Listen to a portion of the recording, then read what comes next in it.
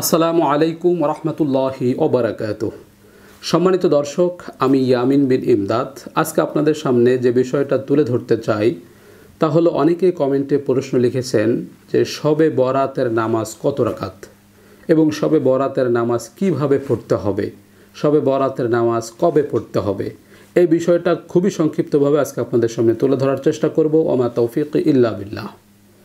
তো আমি প্রথমে বলছি, শবে বরাত অত্যন্ত গুরুত্বপূর্ণ একটি রজনী। এই রজনীতে আল্লাহ রব্বুল আলামিন তার বান্দাদেরকে অর্থাৎ আমাদেরকে সাধারণ ক্ষমা ঘোষণা করেন। হাদিসের মধ্যে পাওয়া যায়, লাইলাতুন নিসফি মিন শাবান ফায়াগফিরু লিজামিই খালকিহি ইল্লা লিমুশরিকিন আও মুশাহিনিন।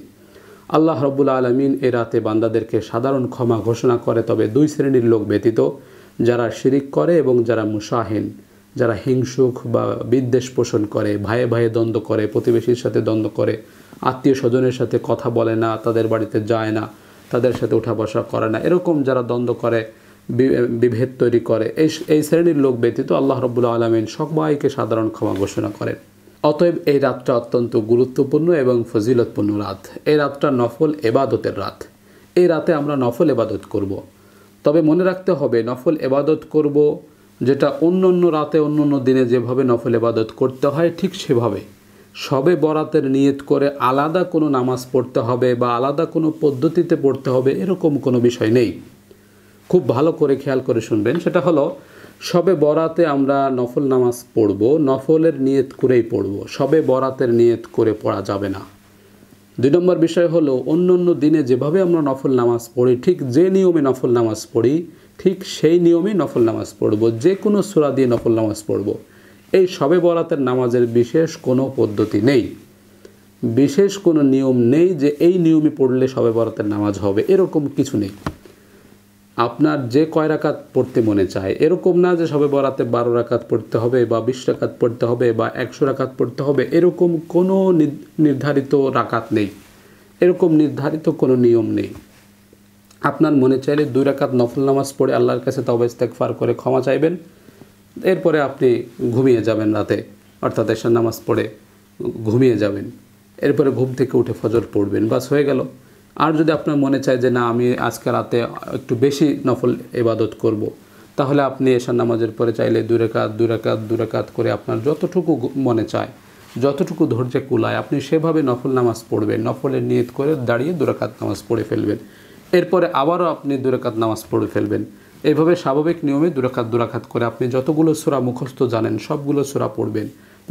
প্রথম রাকাতে একটু বড় সূরা পড়বেন, দ্বিতীয় রাকাতে একটু ছোট সূরা পড়বেন। এরকম না যে আপনার প্রথম রাকাতে সূরা ফিল পড়তে হবে, দ্বিতীয় রাকাতে সূরা ইখলাস পড়তে হবে, 3 বার সূরা ইখলাস পড়তে হবে, এরকম কোনো নিয়ম নাই। আপনার যে সূরাটা মনে আসে, যে সূরাটা আপনার পড়তে বেশি মজা লাগে, যে সূরাটা আপনার বেশি মুখস্থ আছে, আপনি সেই সূরাটা পড়বেন। যতটুকু আপনার মুখস্থ আছে আপনি ততটুকু পড়বেন। এরকম না যে আপনার ওই সূরাটাই পড়তে হবে বা সূরা ইখলাস 3 বার পড়তে হবে বা অন্য সূরা 1 বার পড়তে হবে, এরকম কোনো পদ্ধতি নেই। আশা করি আমি আপনাদেরকে বোঝাতে পেরেছি।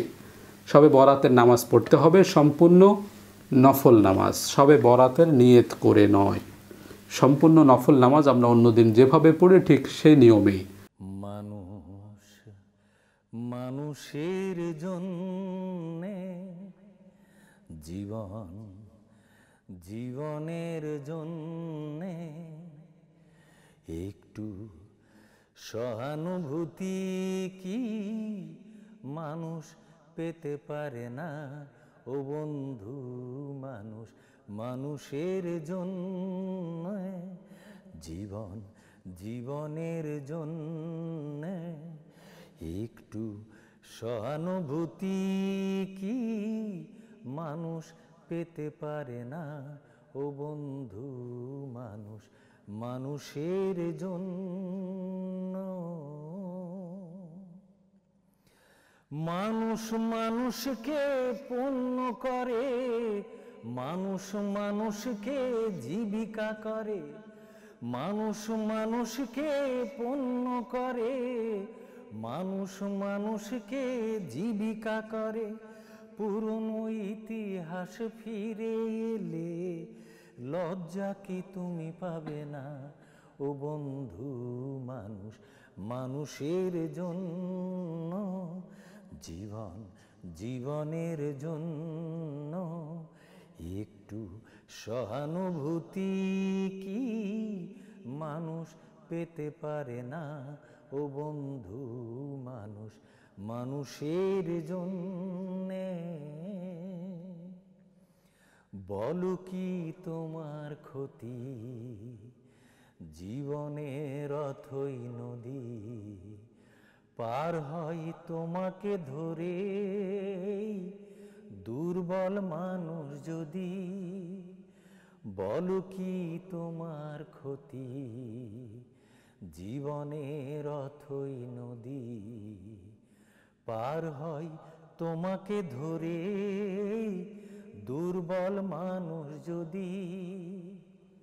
মানুষ যদি সে না হয় মানুষ, দানব কখনো হয় না মানুষ। মানুষ যদি সে না হয় মানুষ, দানব কখনো বা হয় মানুষ। যদি দানব কখনো বা হয় মানুষ, লজ্জা কি তুমি পাবে না?